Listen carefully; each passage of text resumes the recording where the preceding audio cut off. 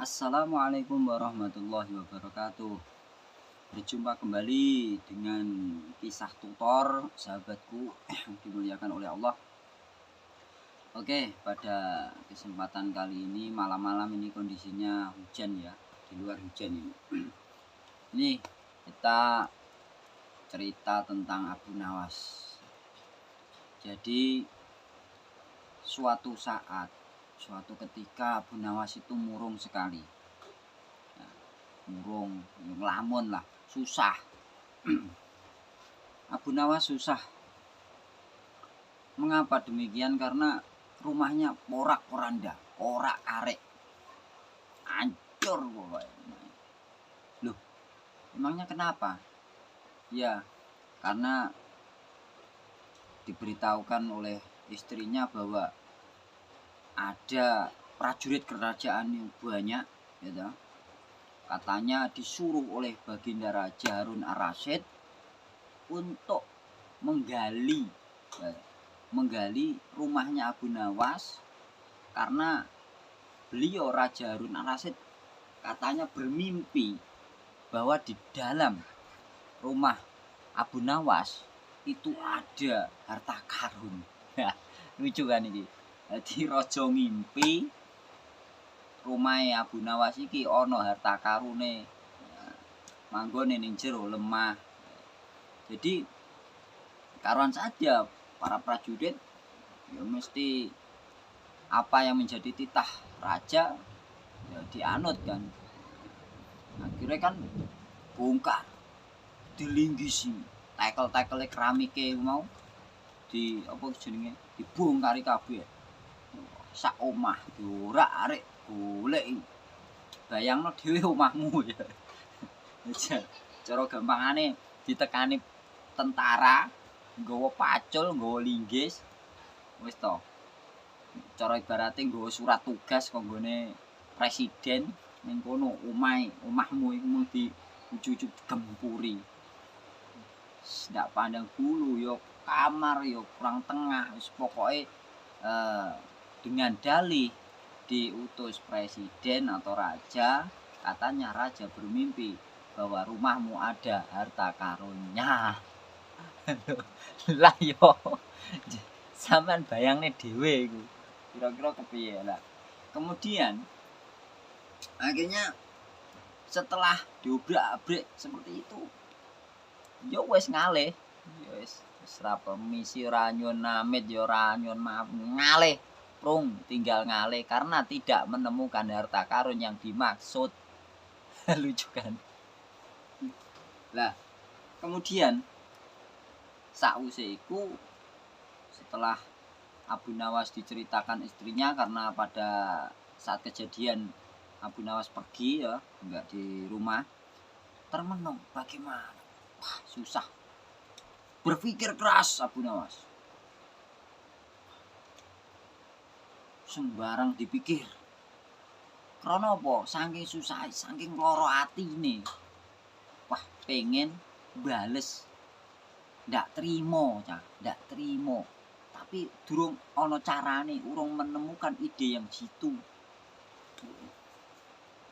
Berpikir keras terus termenung sampai masa kecilnya, sampai remaja, sampai besar, tua, kabeh dipikir menawa ada jalan keluar. Nah, ngono kan. Menawa menemukan jalan keluar. Nah, setelah itu saking susahnya ora doyan mangan. Nah, iku lho. Abu Nawas iku gak doyan krana saking susahe. Lah, masakan sing dimasakne bojone iki mau iki nganti mambu, basi, dirubung laler, dirubung lalat. Dadi segone iku mambu, panganane iku ora kepangan saking nek susah ya Abu Nawas nemen. Ya. Akhirnya setelah melihat ada nasi, ada makanan yang dikerumuni oleh lalat tadi, timbullah ide. Iki hebatnya Abu Nawas lah iki ya. Abu Nawas hebat. Abu Nawas iku cerdik, bijak, lucu. humoris ya. Lah piye ding, jadi dia berpikir bahwa inilah aku ada ide, langsung yongko idene langsung ngongkon zaujai istrine, istriku tolong carikan kain, wis gampangane kain untuk plastik, kemudian itu bungkus makanan beserta lalat layaknya itu krukupono cara gampangane iku, cara langsung dikrukup ngangge kain ini, saking lalere akeh ngrubung sego terus dikrukup, nah terus krukup wis buntel, dadi lalere iki mung ya katon ning jero sak panganane bosok iki mau. Terus berangkatlah Abu Nawas ke kerajaan menghadap Baginda Raja Harun Ar-Rasyid. Ya. Tapi tidak tidak menampakkan wajah ceria, dia tetap susah. Kemudian masuk ke kerajaan, assalamualaikum Baginda Raja, izinkanlah saya menghadap Baginda untuk meminta keadilan. Wah, kaget. Raja kaget, loh. Oke, siap. Abu Nawas ada apa gerangan? Kok kelihatannya ada sesuatu yang sangat penting. Begini Baginda, saya minta keadilan kepada Baginda. Saya mengadu bahwa karena atas ketidakadilan ini maka saya mengadu kepada Baginda. Karena kepada siapa lagi kalau tidak kepada Baginda Raja saya mengadu. Emangnya ada apa Abu Nawas? Nah, jadi ganti takon.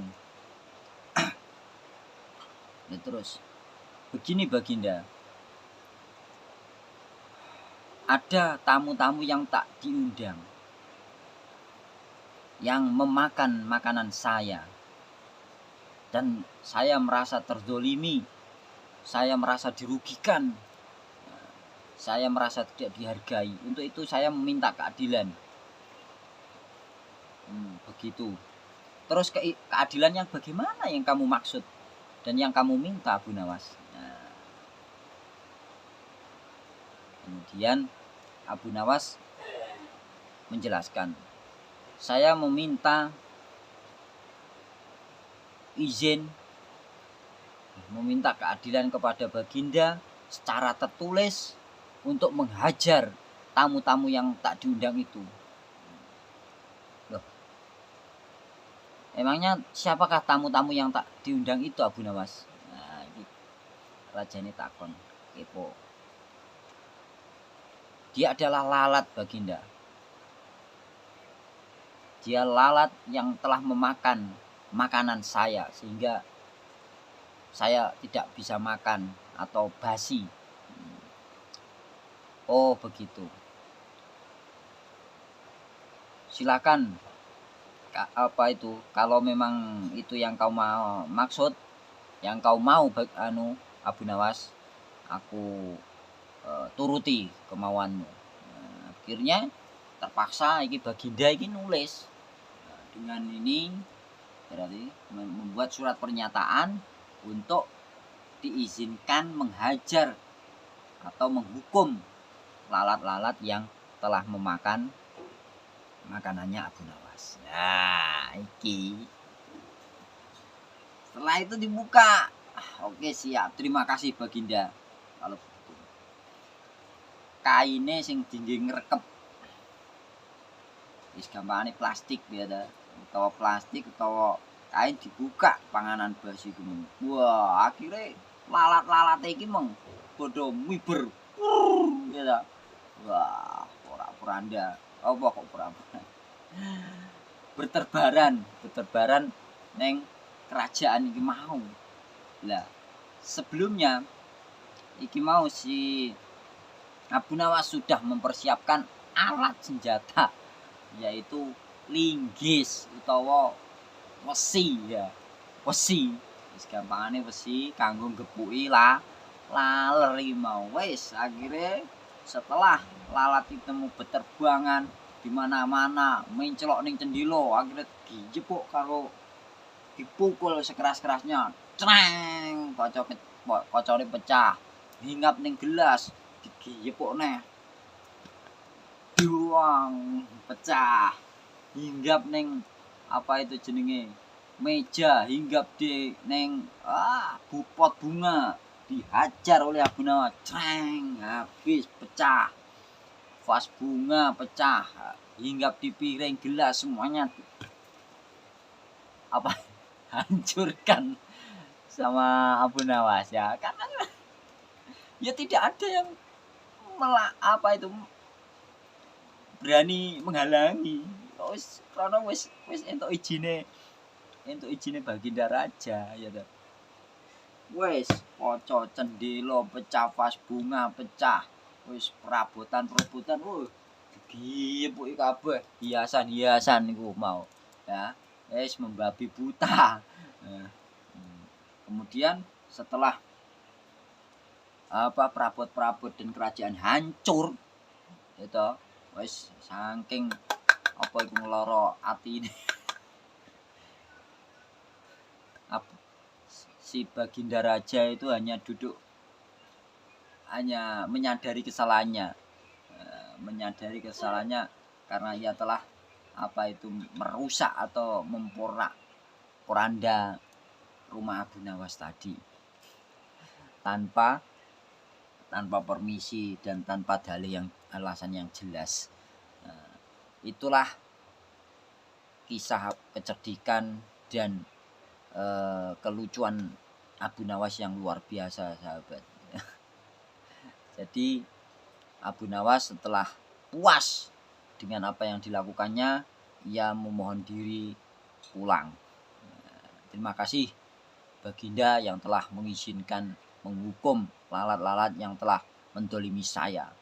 Saya mohon pamit. Assalamualaikum warahmatullahi wabarakatuh. Sekian, semoga bermanfaat.